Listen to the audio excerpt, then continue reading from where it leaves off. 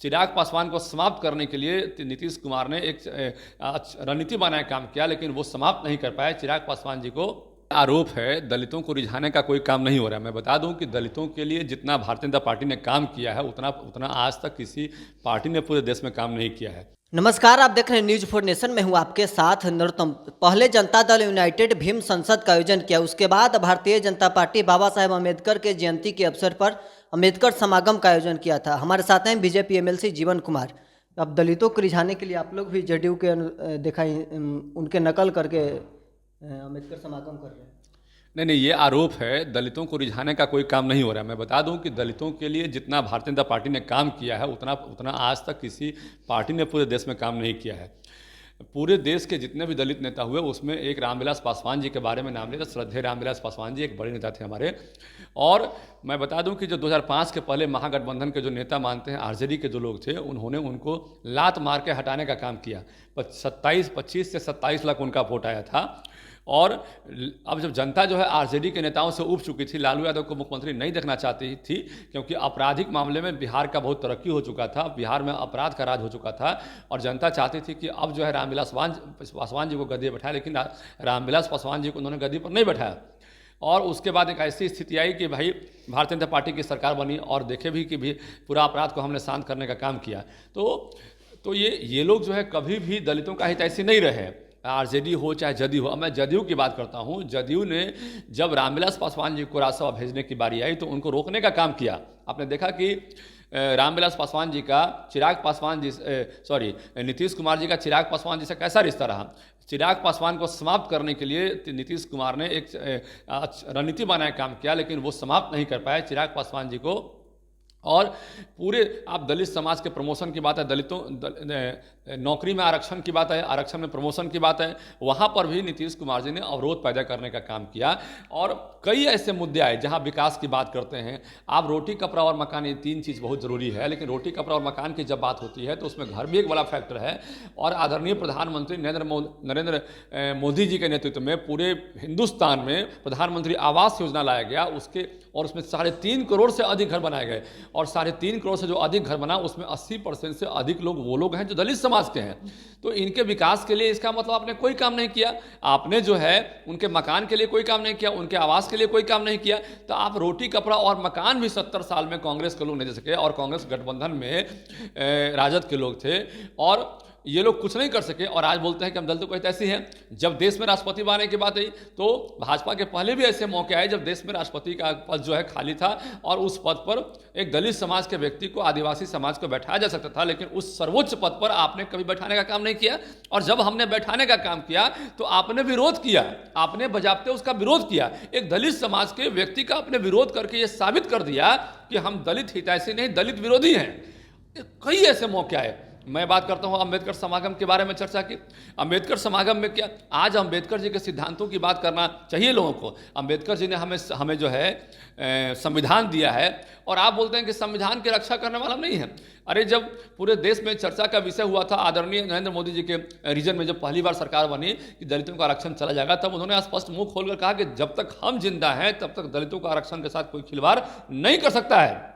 आपने चिराग पासवान, रामविलास जी का नाम लिया। आप क्या आने वाले चुनाव में चिराग पासवान के चेहरे को आगे कर चुनाव लड़ेंगे? देखिए, ऐसा है कि भारतीय जनता पार्टी हमेशा दलितों के प्रमोशन की बात करती है, दलित पिछड़ा, अति पिछड़ा, सब समाज को लेकर चलने का, समावेशी विकास की बात करती है। इसलिए मैंने कहा कि आप 3.5 करोड़ घरों में देखिएगा तो 80% से ऊपर उनके घर हैं जो दलित समाज के हैं। अब जब उनकी बात हम करते हैं, आप देखिए गवर्नर बनाने की बात हुई बिहार में तो हमने दलित समाज को बनाया वहाँ गवर्नर। तो जब अभी जो है अम्बेडकर साहब के नाम पर 5 तीर्थ का हम लोग जो है 5 तीर्थ में हम लोग डेवलपमेंट का काम कर रहे हैं। 5 तीर्थ हम लोग डेवलपमेंट का काम कर रहे हैं, जहां वो रहे, जहां वो पढ़ाई किए, जहां वो समय दिए, जहां अपना जीवन बिताए, उन सारे जगहों, चाहे मुंबई का स्थान हो, चाहे मध्य प्रदेश का स्थान हो, चाहे लंदन का स्थान हो, हर जगह जो है भारतीय जनता पार्टी जो है उनके नाम पर, उनके करे गए कृत्यों के नाम पर डेवलपमेंट का काम करना चाहती है। जो उनके लाइब्रेरी थे उसको भी सजाने का काम किया। तो हर जगह जहां भी उनके जीवनी का थोड़ा सा भी अंश बचा हुआ था, उस अंश को भारतीय जनता पार्टी ने समेट कर उसको एक जनता के बीच में लाने का काम किया। तो हर जगह जो है विकास का काम लगातार कर रहे हैं। और ये लोग अभी जब जब चुनाव आता है, मैं बताऊं कि भारतीय जनता पार्टी के अलावा जितनी पार्टियां हैं, खासकर जब हम नीतीश कुमार के बारे में कहते हैं, खासकर जो हम राजद के बारे में कहते हैं कि जब जब चुनाव आता है तब तक ये लोग, चाहे लोकसभा का चुनाव हो चाहे विधानसभा का चुनाव, उसके 6 महीना पहले 5 महीना पहले एक कार्यक्रम वो लोग करते हैं, बड़ा कार्यक्रम।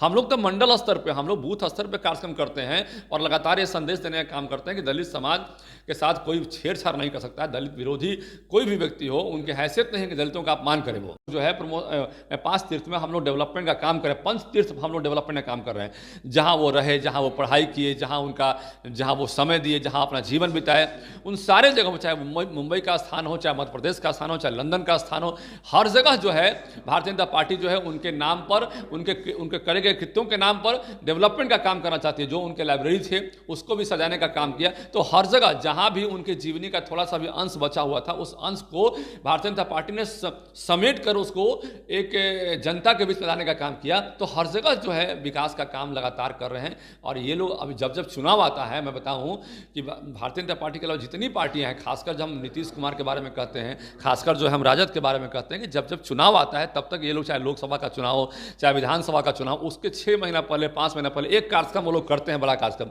हम लोग तो मंडल स्तर पर, हम लोग बूथ स्तर पर कार्यक्रम करते हैं और लगातार ये संदेश देने का काम करते हैं कि दलित समाज के साथ कोई छेड़छाड़ नहीं कर सकता है। दलित विरोधी कोई भी व्यक्ति हो, उनकी हैसियत नहीं है कि दलितों का अपमान करे। वो आप कह रहे हैं कि हम बाबा साहब अम्बेडकर के तीर्थ स्थल बना रहे हैं और जेडीयू के एमएल सिंह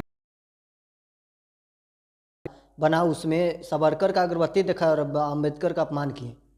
देखिए एक्चुअली क्या है कि ये जदयू के खासकर लोग हैं, हमेशा दलितों का अपमान किए हैं। अब उनको वोट चाहिए और दलित लोग समझ गए अच्छी तरह से कि हमारा अपमान करने का काम किए हैं।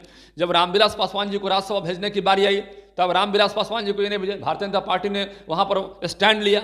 और रामविलास पासवान वो लोग तो ये भी कह रहे हैं कि हमने जीताराम मांझी जैसे दलित को मुख्यमंत्री बनाकर सम्मान दिया। बिल्कुल, वो जो है वो कहते हैं 2 महीना में बर्दाश्त नहीं हुआ उनको चाहिए था स्टाम्प, रबर स्टाम्प चाहिए था कोई मुख्यमंत्री। और उनको लगा कि सबसे कमजोर दलित समाज के आदमी होते हैं, इसलिए जीतन राम मांझी को दलित समाज का रबर स्टाम्प बना के हम वहाँ पे हम पेश कर दें कि दलितों को ऐसी हैं। आज 2 ही महीना में बर्दाश्त नहीं कर पाए, उनको हटाने के लिए तिक्रम चलने लगे और स्थिति इतना खराब हो गई कि हमने विधानसभा में खुद देखा, अपने आंखों से देखा कि दलित समाज के आज बिहार में हमारे जो है जीतन मांझी जी हैं, उनको अनेक तरह की भाषा से इस्तेमाल किया गया, जबकि उम्र में भी नीतीश कुमार से 10 साल बड़े हैं, राजनीति में भी उनसे पुराने हैं, हर तरह से पुराने हैं। और उनको अनेक तरह की भाषा का इस्तेमाल किया गया, उनका अपमान किया गया और दलित समाज का लगातार अपमान करते रहे। वो रत्नेश सदा का भी घटना आप अच्छी तरह जानते हैं, किस तरह से कुर्ता फाड़ वहाँ पर कार्यक्रम हुआ था।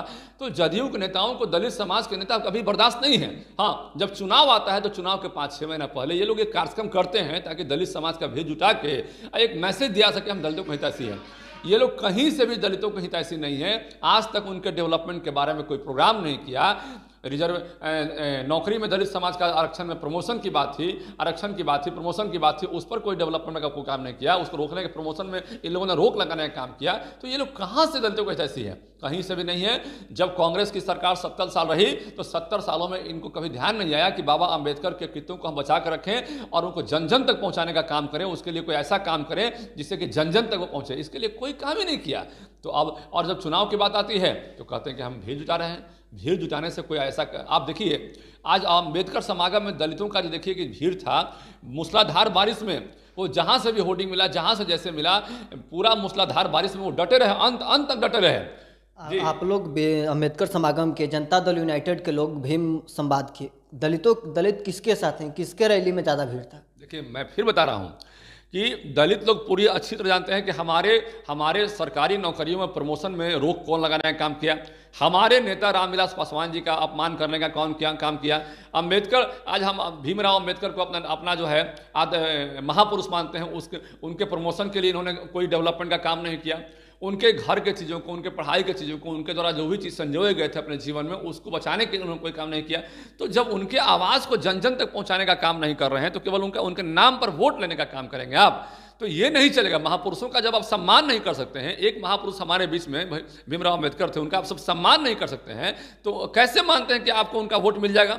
ये केवल जो है उनका विरोध करते हैं भीतर भीतर, और बाहर से वोट बैंक के लिए उनको इस्तेमाल करना जानते हैं, इस्तेमाल करना चाहते हैं। लेकिन दलित समाज के लोग समझ चुके हैं कि 70 साल कांग्रेस की शासन रही और उस गठबंधन में राजद के लोग रहे, और 70 सालों में आपने एक मकान भी उनको नहीं दिया। और प्रधानमंत्री आवास योजना के नाम पर जब हमने मकान बनवाना शुरू किया तो 3.5 करोड़ से अधिक मकान बने पूरे देश में, जिसमें 80% से ऊपर दलित समाज के लोग जो थे उनका मकान बना। तो आपको जब मौका मिला तो आपने कोई काम नहीं किया, चाहे वो नीतीश कुमार हो, चाहे वो आरजेडी के लोग हों, चाहे वो गठबंधन में जिसके साथ सरकार बनाए हों। और जब हमको मौका मिला तो हम काम कर रहे हैं। तो इस बात से उनको बेहद तकलीफ है, इसलिए उलूल जुलूल फुलूल की बात करते रहते हैं वो लोग। तो आपने सुना क्या कुछ कर रहे थे विधान पार्षद जीवन कुमार। आप बने रहे न्यूज़ 4 नेशन के साथ।